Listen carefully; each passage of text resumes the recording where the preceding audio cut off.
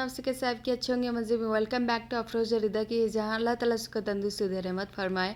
और अल्हम्दुलिल्लाह हम भी अल्लाह ताला के फजल करम से अच्छे हैं और आप सबकी दुआओं की वजह से।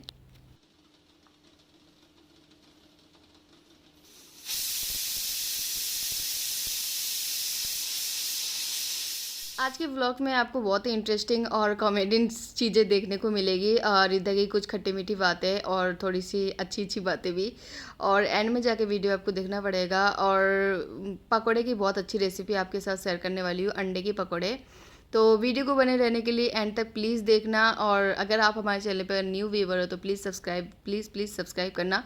रेड कलर का सब्सक्राइब बटन है, उस पर क्लिक करना और बेल आइकन प्लीज़ उसको भी प्रेस करना। अगर बेल आइकन प्रेस करोगे तो आगे की जो हमारी वीडियो है आपको मिलती रहेगी।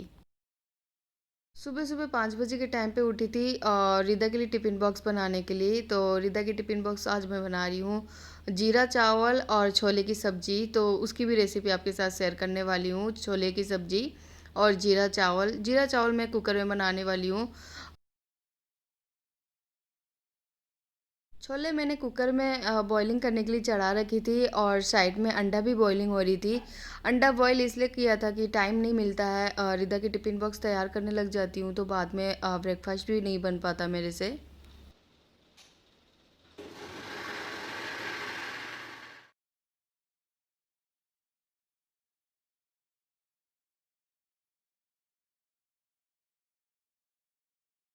छोले की सब्ज़ी में सारे मसाले पीस के हम बनाए ना तभी छोले की सब्ज़ी बहुत अच्छी बनती है।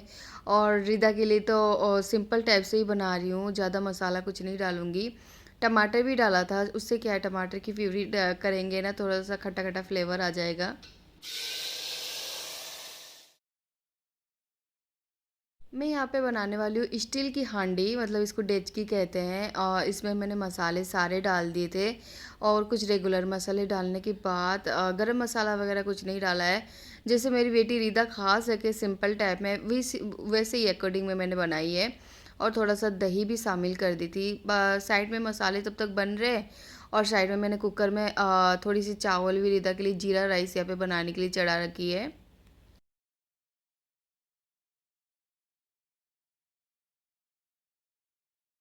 माशाल्लाह हमारी छोले जो है बहुत अच्छी तरह से गल गई थी और उसके बाद आलू को मैंने हाथों से मैश करके इसमें डाल दिया है। देन हमारी यहाँ पे छोले की कस्सेदार सब्जी बन के होगी तैयार। और थोड़ा सा गार्निश करने के लिए यहाँ पे धनिया पत्ता डाल दिया है। धनिया पत्ता कटिंग करके डाले, इसकी खुशबू तो अलग ही मज़ेदार होती है।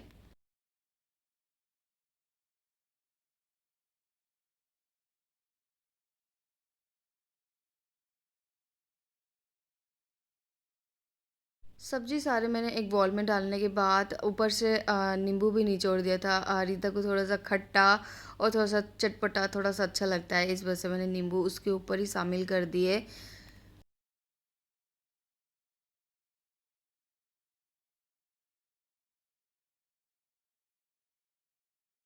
सब्जी चावल सारे गरम गरम बहुत ज़्यादा थे तो मैंने सोचा कि पहले रीदा को रेडी कर देती हूँ, फिर बाद में जाके सब्जी वगैरह जो है टिफ़िन बॉक्स में डालूँगी। ठंडे हो गए थे, थोड़ा सुबह सुबह हो गई। सुबह के 6:45 6:45 ऐसे ही कुछ टाइमिंग होया हुआ था।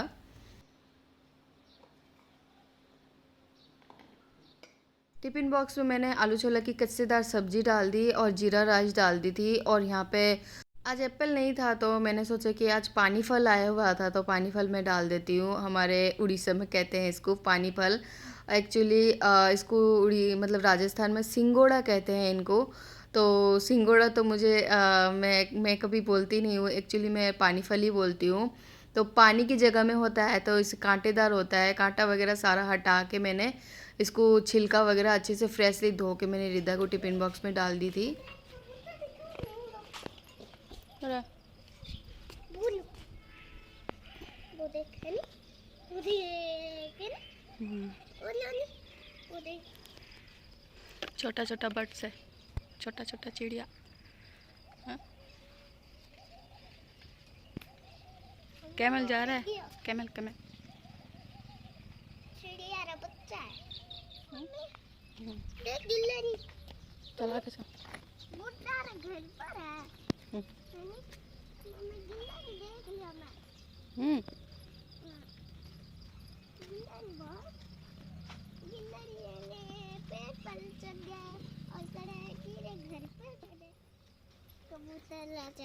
कबूतर का चाचा। ये तो बहुत फनी वाली बात बोल दी ना आपने। इन्ने बिन्ने फिरे तो कबूतर के नाना भी होंगे फिर, है ना? कबूतर के नाना नानी सारे खानदान है इनके, है ना? हाँ, और नानी तो उड़ गई। नानी उड़ गई? हाँ। ओ, नानी लगता है घोंसले में गई। तो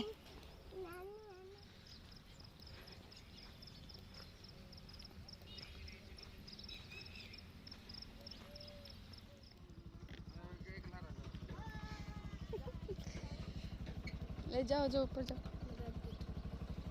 पानी बोतल ले ले। ऊपर क्या रख रहा है?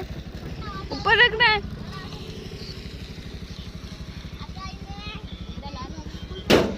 आज बंदूक लेके जा रही है। किसको मारेगी? पता नहीं किसको मारेगी। बाय। सांड सुनी को नहीं।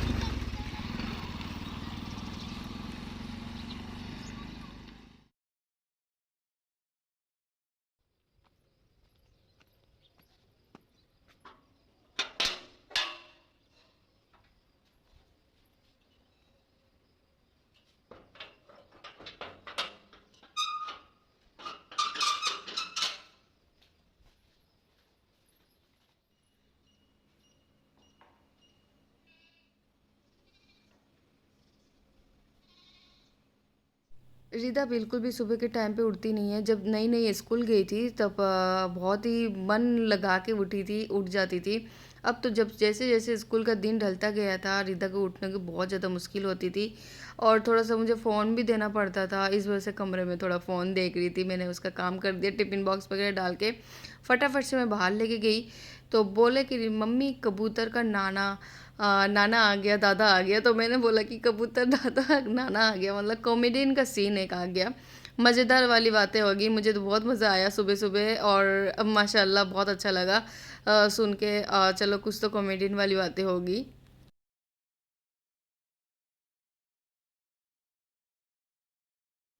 देन रिदा को मैंने बाय बोला और मज़ा बहुत आया आज सुबह के टाइम पे, माशाल्लाह बहुत ज़्यादा मज़ा आया। और उसके बाद गुड फीलिंग तो सुबह आती ही है, लेकिन इस तरह की गुड फीलिंग आई थी अल्हम्दुलिल्लाह, बहुत ज़्यादा मज़ा आया। उसके बाद मैं यहाँ पे अपने किचन में आ गई थी, अफरोज़ा किचन पर, और मैं यहाँ पे बनाने लगी अंडे के पकौड़े। अंडे के पकौड़े तो हमने आलू की स्टफिंग करके बनाई है, लेकिन मैं आज कुछ अलग टाइप से बना रही हूँ। अंडे को तो मैंने साइड में बॉईल करके ही रखा था।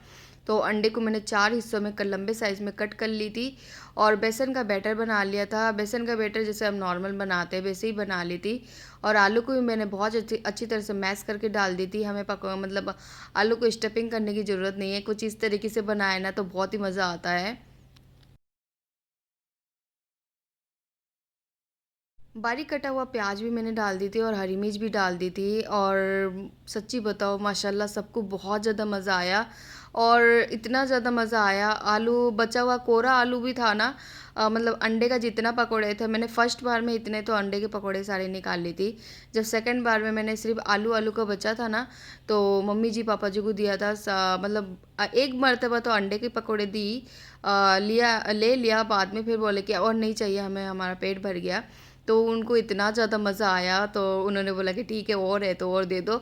बहुत ज़्यादा मज़ा आया, झूठ नहीं बोल रही, कसम से बहुत ज़्यादा अच्छा लगा उनको अल्हम्दुलिल्लाह। मुझे तो बहुत ही ज़्यादा अच्छा लगा।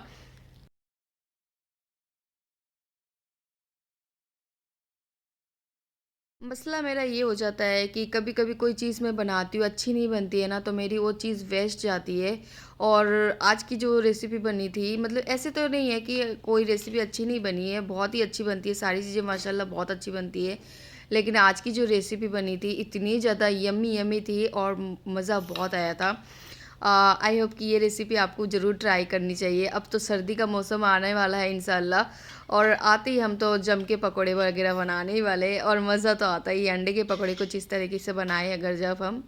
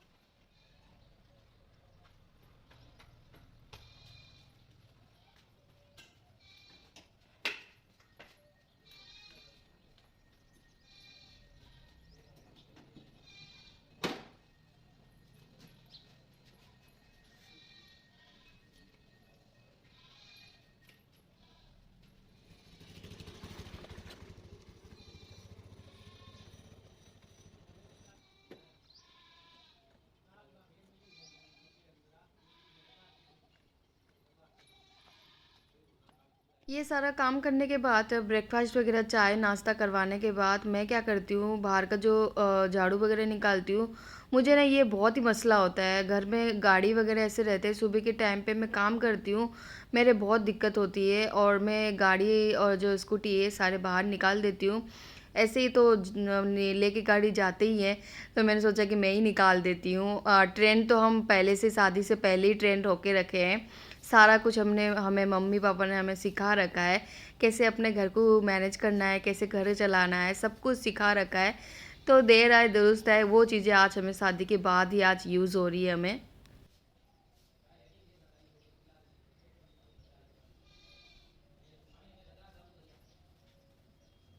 खाना बिल्कुल भी बनाना नहीं आता था। मेरी जो नेक्स्ट वाली मतलब सेकंड वाली जो मेरी छोटी बहन है, उसको खाने के आइटम्स बहुत ही अच्छा आता है, माशाल्लाह बहुत अच्छी आती है।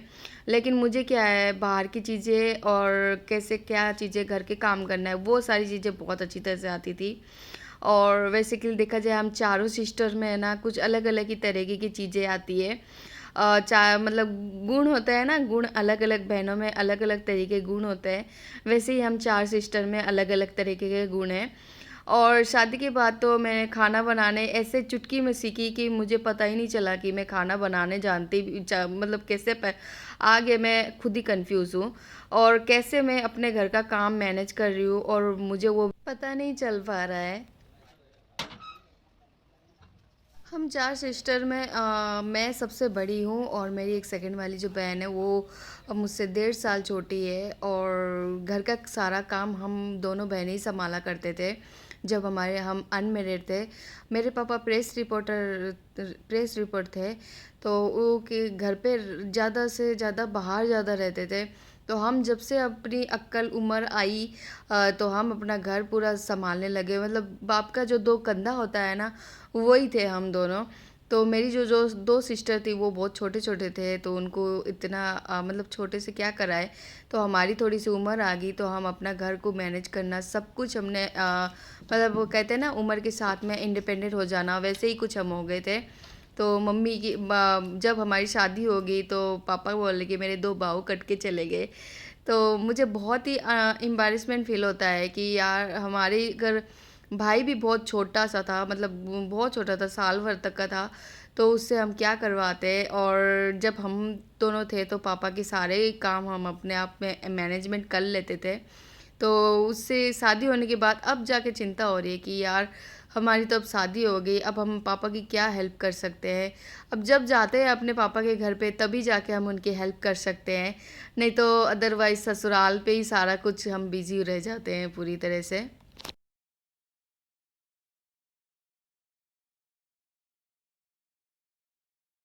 लेट बहुत ज़्यादा हो गई थी, फटाफट से मैंने हरी मिर्च देखा, और हरी मिर्च अब ऐसे तो सुबह रिदा के लिए मैंने छोले की सब्ज़ी बनाई थी, तो बना के रखा हुआ था, और हरी मिर्च भी मैंने बना ली थी। तो रोटी यहाँ पे चुपड़ी हुई रोटी ले ली थी, और हरी मिर्च और छोले की सब्ज़ी मैंने उनको डाल दी थी, और मीठी लस्सी भी मैंने बना ली थी, फटाफट से बना के उनको टिफ़िन बॉक्स में मैंने डाल दी। जब तक हमारी शादी नहीं होती है तब हम क्या करते हैं, माँ बाप की ज़िम्मेदारी पूरी लेते हैं, और शादी होने के बाद अब जाके हम पूरे ससुराल वालों की पूरा ज़िम्मेदारी लेते हैं। बच्चों को और बच्चों के पापा को सबको संभालना पड़ता है। एक हाउस वाइफ होना बिल्कुल भी मुश्किल नहीं होता है। मतलब एक हाउस वाइफ को क्या क्या नहीं करना पड़ता है। मतलब हम जब अनमेरिड थे तो हम भी सोच रहे थे कि अपने हमारी जो अम्मी होती है कितना काम करती है। अब अम्मी की अम्मी हम अब मम्मी बन गए। अब हम सोच रहे हैं कि हमसे ये क्या क्या हो रहा है। मतलब हम खुद भी नहीं सोच पा रहे कि हम ये क्या क्या कर रहे हैं।